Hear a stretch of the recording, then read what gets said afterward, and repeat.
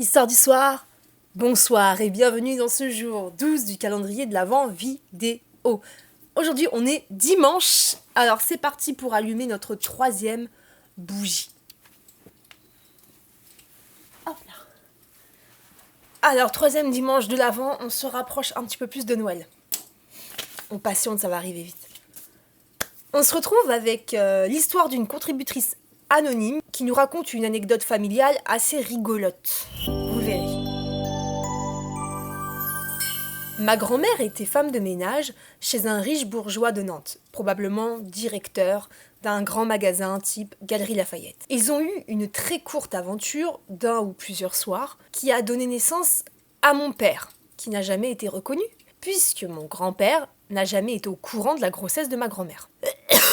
Ma grand-mère n'a jamais caché l'identité de son géniteur, ni les circonstances de la conception. Et mon père n'a jamais eu la curiosité de savoir qui il était. D'autant plus que son beau-père, qui a eu par la suite avec sa mère 2 autres enfants, était très aimant avec lui, davantage que sa propre mère. Mon père, par la suite, est devenu syndicaliste. De plus, et je le précise, il n'avait pas du tout le physique de sa famille. Il savait donc qu'il ressemblait à son père biologique, dont il connaissait le nom. À l'époque, mon père fréquentait déjà ma mère, et en tant que représentant syndicaliste, il faisait de nombreux voyages entre Angers, Nantes et Paris. Ce jour-là, il avait pris l'avion pour rejoindre Paris. Il avait réservé sa place au premier rang car il avait peur des voyages en avion. En arrivant vers son siège, un homme était déjà installé à côté. Il resta quoi? Quelques secondes lorsqu'il le vit. C'était lui, avec 30 ans de plus. Un homme charismatique d'une 60aine d'années, en costume, qui lisait tranquillement son journal.